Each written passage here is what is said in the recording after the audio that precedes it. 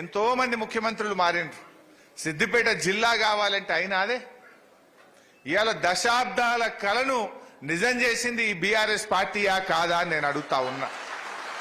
ఒక్క సిద్దిపేటనైందా? 33 జిల్లాల తెలంగాణ చేసిండి ఇవాళ మన కేసీఆర్.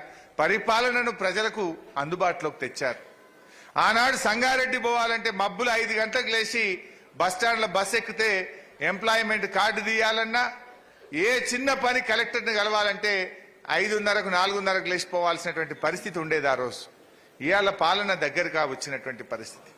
ఒక మన కళ ఉండేది, సిద్దిపేట రైలు కావాలి, సిద్దిపేట జిల్లా కావాలి, సిద్దిపేటకు గోదావరి జలాలు కావాలనే కళను ఇలా మన బీఆర్ఎస్ పార్టీ నిజం చేసిందా లేదా అని నేను గుర్తు చేస్తా ఉన్నా. 60 ఏళ్ల కాంగ్రెస్ పాలనలో కానటువంటిది 10 ఏళ్లలో కేసీఆర్ తేలేదా? నిజంగా ఇదే కాంగ్రెస్ వాళ్ళు ఉంటే ఇంకా 50 ఏళ్ళైనా వస్తుండేనా? ఈ పనులు అవుతుండేనా? మరి ఎవరు చేయనటువంటి పనులను మన కేసీఆర్ గారు చేసి చూపించారు. ఇలా అద్భుతమైన పంటలు పండుతా ఉన్నాయి. 2 పంటలు పక్కా పండుతా ఉన్నాయి ఈరోజు. ఆ రకంగా మంచి కార్యక్రమాలు మనం చేసుకోగలిగినాం. బట్ ఈరోజు మీరు కూడా గమనించారు, 1 చెప్పిందా 2 చెప్పిందే వాళ్ళు. ఎన్ని హామీలు! మేము రాగానే 2 లక్షల రూపాయల రుణమాఫీ అన్నారు. డిసెంబర్ 9వ తారీఖు నాడే మొదటి సంతకమే 2 లక్షల రుణమాఫీ అన్నారు. అయినాదే? ఒకసారి ఆ వీడియో పెడతాం, మీరు 2 లక్షల రుణమాఫీ చూద్దాం. ఏం చెప్పిండ్రు ఒకసారి వినుండ్రి. అంటే ఏ రకంగా పిచ్చమేస్తే మేము ఆత్మగౌరవం నిలబెట్టడానికి 15,000 రూపాయలు ఇస్తున్నాం. ఇప్పుడు తీసుకుంటే 10,000 వస్తుంది రైతు బంధు. అరే బాబు, కాంగ్రెస్ అధికారంలోకి వస్తే 15,000 చెప్పినా మీరు ఏం పెడుతుర్రా భయ్? రుణమాఫీ పెట్టరా భయ్? అంటే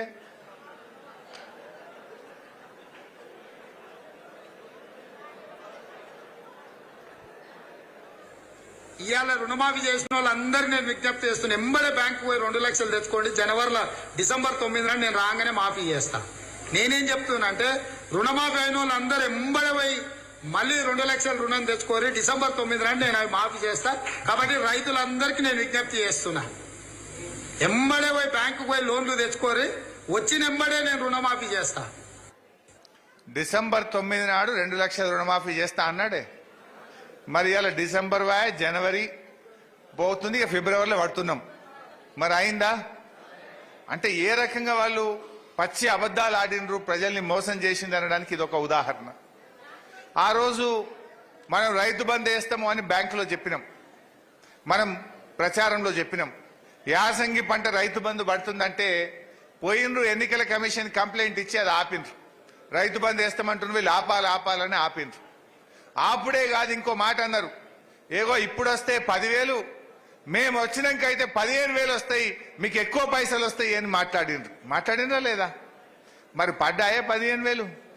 ఆ 15 దిక్కు లేదు, పడే 10 చక్కగా పడతలేవు. మన కేసీఆర్ ఉండగా కట్టుకొత్తుతే పొద్దుగా లేసే వరకు సగం ఊరంతా ఫోన్లు మోగుతుండే ఒకటే నాడు మొగలే. ఇవాళ ఏమైంది? ఆ 10,000 పడ్డాయా? ఒక్కసారి చూడండి ఏమన్నారు ఆ రోజు ఏమన్నారు? 10 కాదు 15 ఇస్తాము అన్నారు. 15,000 రూపాయలు ఇస్తున్నాం. ఇప్పుడు తీసుకుంటే 10,000 వస్తుంది రైతు బంధు. కాంగ్రెస్ అధికారంలోకి వస్తే 15,000 వస్తాయి. రేవంత్ రెడ్డి గారు ఏమంటారు? చెప్పు తీసుకొని కొడతా ఇంకేవడన్నా మళ్ళా మాట అంటే, చెప్పు తీసుకొని కొడతా ఇంకేవడన్నా మళ్ళా మాట అంటే. ఈయన కాదు, కోమటిరెడ్డి వెంకటరెడ్డి కూడా అన్నాడు. అది ఉన్నది. రైతు బంధు పడతలేదు అని అడిగితే ఎంత అసహనం అంటే, రైతు బంధు పడతావురాను నేను చెప్పుతో కొడతా అంటుండు. ఇప్పుడు ఎవరిని కొట్టాలనో ప్రజలు చెప్తారు 4 రోజులు అయితే.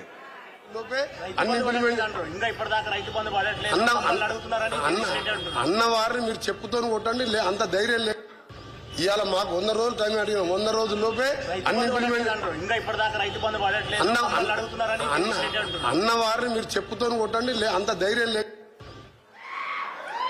అంటే వాడు 10,000 కాదు కదా 15,000 ఇస్తా అన్నాడు. 15,000 దిక్కే లేదు.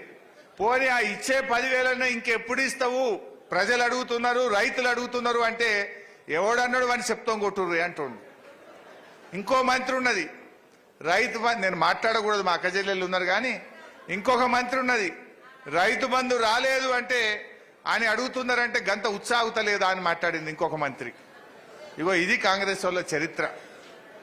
వాళ్ళ పరిపాలన ఎట్లుందంటే, రైతు బంధు విషయంలో 15,000 కాదు కదా ఇచ్చే 10,000 కూడా ఇవ్వకపోగా ఒక అహంకారంతో మాట్లాడుతున్నారు. వాళ్ళు ఎవరైనా మాట్లాడితే మరి దాడికి దిగుతున్నటువంటి పరిస్థితి కూడా ఇవాళ మనం చూస్తా ఉన్నాం. అదేవిధంగా ఆసరా పెన్షన్ కేసీఆర్ ఉండగా 1200